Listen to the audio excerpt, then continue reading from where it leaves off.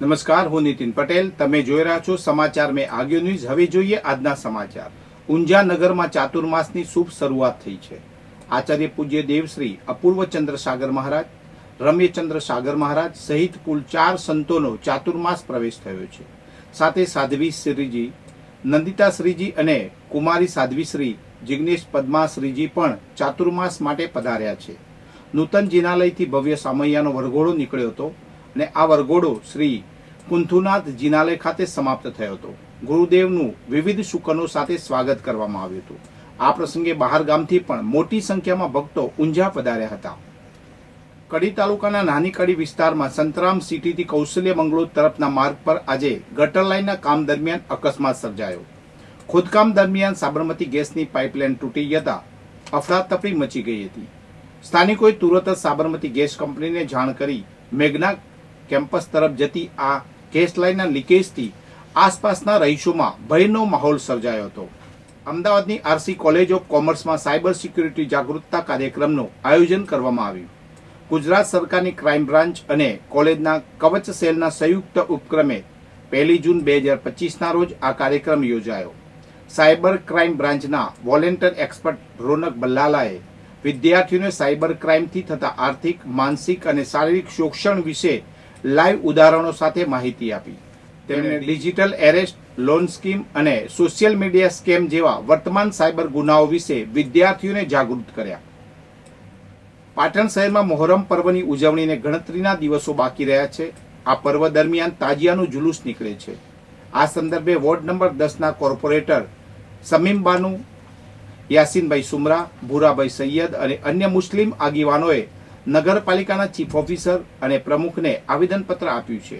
આવેદનપત્રમાં તાજિયા જુલુસના route પર પડેલા ખાડાઓનું પુરાણ કરવાની માંગ કરવામાં આવી છે. સાથે જ જર્જરિત ઇમારતોને દૂર કરવાની પણ માંગ કરી છે. રખડતા ઢોરોને કારણે કોઈ નિર્દોષ વ્યક્તિને નુકસાન ન થાય તે માટે તમામ રખડતા પશુઓને પકડીને પાંજરે પૂરવાની માંગ કરી છે. આ ઉપરાંત જુલુસના માર્ગ પર સાફ સફાઈની વ્યવસ્થા કરવાની પણ રજૂઆત કરવામાં આવી છે. ઉલ્લેખનીય છે કે મોહરમ પર્વ મુસ્લિમ ધર્મના મહાન પૈગંબરના દોહિત્ર હજરત હસન અને હુસેનની યાદમાં સમગ્ર ભારતમાં મનાવવામાં આવે છે. વિસનગર શહેરના માયાબજાર વિસ્તારમાં સોમવારે મધરાતે ભારે વરસાદને કારણે એક જૂનું મકાન ધરાશયી થયું. સિદ્ધનાથ મહાદેવની પોળમાં રાત્રે 1:45 વાગે બનેલી આ ઘટનામાં કોઈ જાનહાનિ થઈ નથી. મકાનના નીચેના ભાગમાં આવેલી દરજીકામની દુકાનના સામાનને નુકસાન થયું છે. આ વિસ્તારમાં દિવસ દરમિયાન લોકોની ભારે અવરજવર રહે છે. સામે આવેલા સિદ્ધનાથ મહાદેવના મંદિરે ભક્તો દર્શન માટે આવતા હોય છે.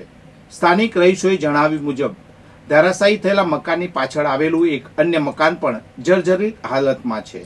તેઓએ વહીવટી તંત્રને તાત્કાલિક પગલાં લેવા અપીલ કરી છે.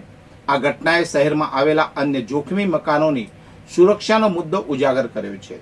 જર્જરિત મકાનોને દૂર કરવાની કામગીરી વહેલી તકે શરૂ કરવાની માંગ ઉઠી છે. નોર્થ સેન્ટ્રલ રેલવે દ્વારા ગુજરાત અને ઉત્તર પ્રદેશ વચ્ચે શરૂ કરવામાં આવેલી 2 સ્પેશિયલ ટ્રેન સેવાઓ બંધ કરી દેવામાં આવી છે. આ ટ્રેન સેવાઓ 1 એપ્રિલથી શરૂ કરવામાં આવી હતી અને 1 જુલાઈએ તેમની છેલ્લી ટ્રીપ પૂરી થઈ. Agra Cantt Asarwa Agra Cantt route પર દૈનિક ધોરણે ટ્રેન સેવા ચાલતી હતી. બીજી તરફ Kanpur Central Asarwa Kanpur Central route પર સાપ્તાહિક ટ્રેન સેવા ઉપલબ્ધ હતી. આગ્રા કેન્ટ રૂટની ટ્રેન મુસાફરો માટે વિશેષ સુવિધાજનક હતી. આ ટ્રેન હિંમતનગરથી બપોરે અસારવા પહોંચતી અને સાંજે અસારવાથી પરત ફરતી હતી. મુસાફરો માટે આ સમય અનુકૂળ હોવાથી ટ્રેનમાં સારો એવો ટ્રાફિક જોવા મળતો હતો. આ બંને ટ્રેન સેવાઓ ગુજરાતથી ઉત્તર પ્રદેશના મુખ્ય શહેરો સુધી સીધી કનેક્ટિવિટી પૂરી પાડતી હતી. જોકે 3 મહિનાના સમયગાળા બાદ આ સ્પેશિયલ ટ્રેનોને એક્સટેન્શન ન મળતા સેવાઓ બંધ કરવામાં આવી છે.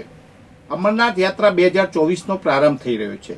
પાટણના નગર લીંબડી વિસ્તારના 12 યુવા શ્રદ્ધાળુઓ આજે સિદ્ધપુરથી જમ્મુ તરફ રવાના થયા છે. આ યાત્રાળુઓ 3 જુલાઈએ જમ્મુ તાવી પહોંચશે અને 6 જુલાઈએ પહેલગામથી બાવા બર્ફીનાની દર્શન માટે પ્રયાણ કરશે.